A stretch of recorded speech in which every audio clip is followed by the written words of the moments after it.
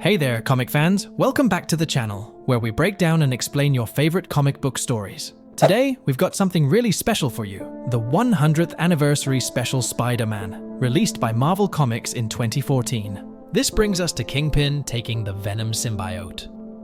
If you're new to the channel, be sure to subscribe, catch the spills every week, and don't forget to hit that bell up top so we can squat up in the comments for the first hour.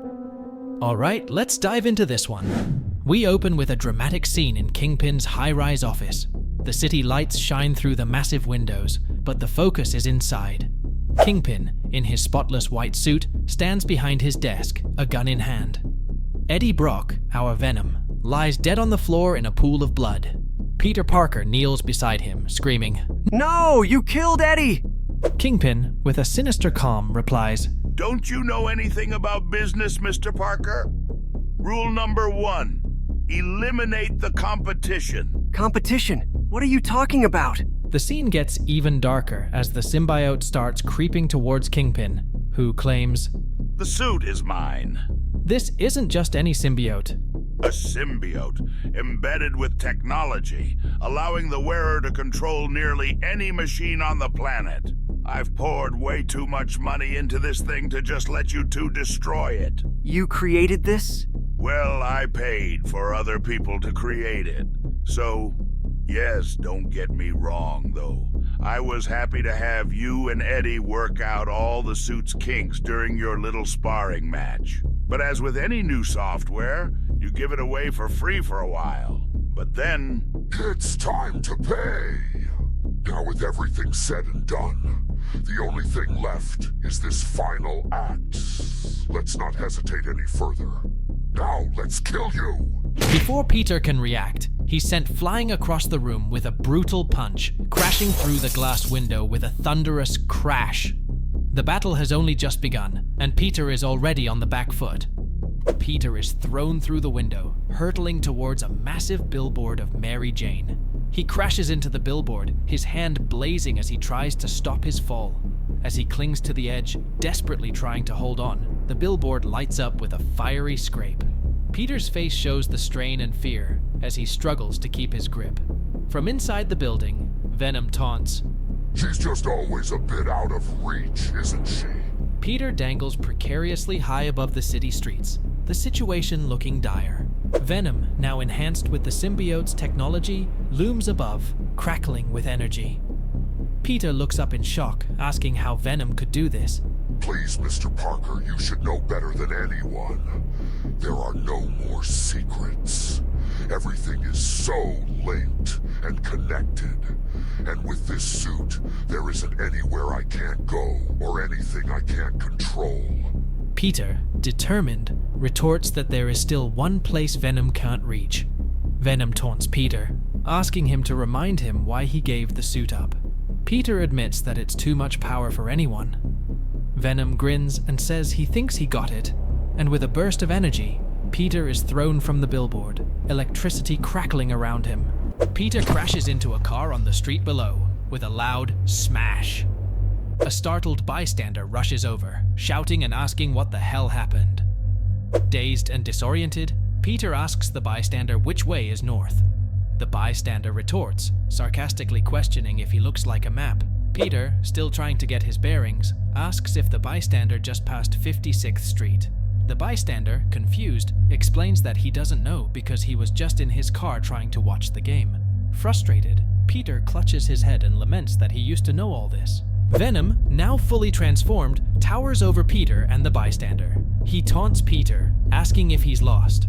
Venom remarks that the suit has an incredible GPS, not to mention other features, as he demonstrates by controlling the nearby vehicles. The cars rev up, responding to Venom's command.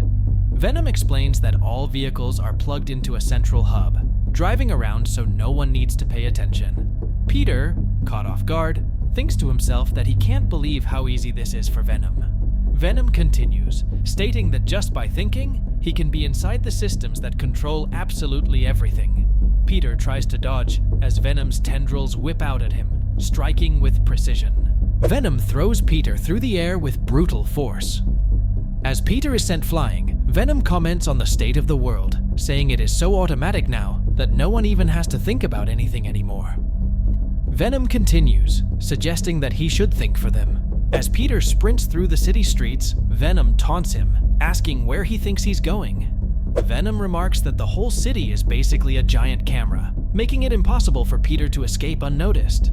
Bruised and bloodied, our hero clambers up the side of a building, each movement a testament to his sheer willpower.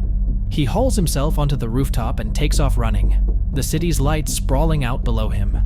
The drone of a helicopter's rotors grows louder, its searchlight sweeping across the rooftop.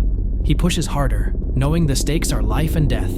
The spotlight zeroes in, and he knows he can't stop. With every muscle screaming, he dashes faster, the cityscape a blur around him. Escape is his only focus. Peter's face twists in determination as he leaps from the rooftop, aiming for the helicopter. The city lights blur below as he soars through the air. With a devastating impact, he collides with the helicopter, causing it to veer out of control and crash into a building. Debris and flames erupt, painting the night sky with chaos. Plunging from the wreckage, he falls through the air, a moment of calm before he hits the water below. The icy plunge envelops him, bubbles escaping as he fights to resurface. With a gasp, he breaks through the water, the city skyline glittering in the background. Driven by sheer willpower, he swims to the shore, running towards the dark silhouette of the city. His journey takes him into the forest, where he kneels, hands trembling as he gathers materials to survive. Deep in the forest, our hero, battered and bloodied, works to create fire. His hands are raw as he rubs a stick, pushing through the pain with sheer determination. Sweat and blood mix on his skin, but he doesn't stop. Finally, a spark catches. The flame begins to grow, casting a warm light on his face. It's a small victory, but a crucial one for his survival. The forest stood silent and foreboding, shadows stretching long in the pale moonlight. From the darkness, a behemoth emerged, its presence suffocating the very air around it. Venom, a monstrous figure of sinew and malice, moved with a purpose that made the trees seem to tremble. A flickering light cut through the gloom. Our hero, battered and bloodied but unbroken, gripped a makeshift torch. His breaths came out in frosty puffs, eyes locked onto the advancing nightmare. Venom's grotesque grin split his face, a serpentine tongue flicking out with hunger. The hero's face, etched with determination, reflected the cold resolve of a man pushed beyond his limits, standing on the edge of despair. In the heart of the eerie forest, our hero faces off against the fearsome Venom. The monstrous titan snarls, but our courageous champion, torch in hand, leaps into action with fiery determination.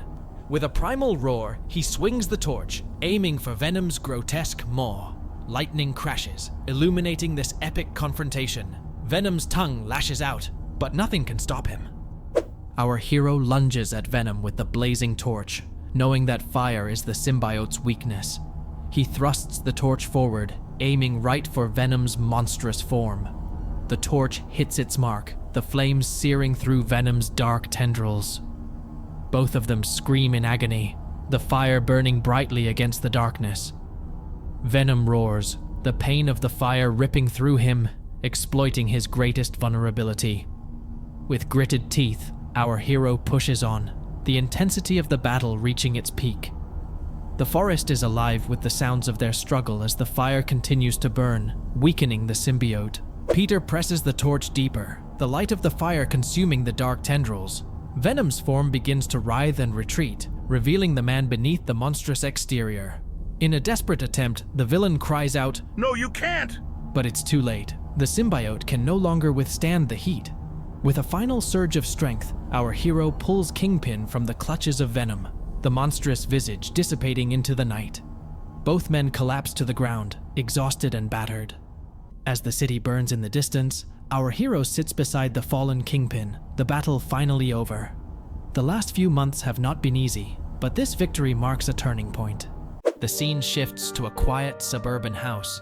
The air is thick with sorrow as our hero reflects on the loss of someone very important to him. Aunt May, the cornerstone of his life, has passed away. Boxes marked Mary's things are scattered across the living room, mingled with blood-stained footprints, a stark reminder of the tragic event. He acknowledges gaining power he didn't earn, A heavy burden that came with unforeseen consequences. Ascending the blood-smeared stairs, he questions why he never sees it coming, the inevitability of tragedy haunting him. The door stands half open, light streaming in, but the shadow of regret and loss looms large. He concludes that it always ends the same way, with a pool of blood symbolizing the inescapable cycle of loss and the high cost of his power.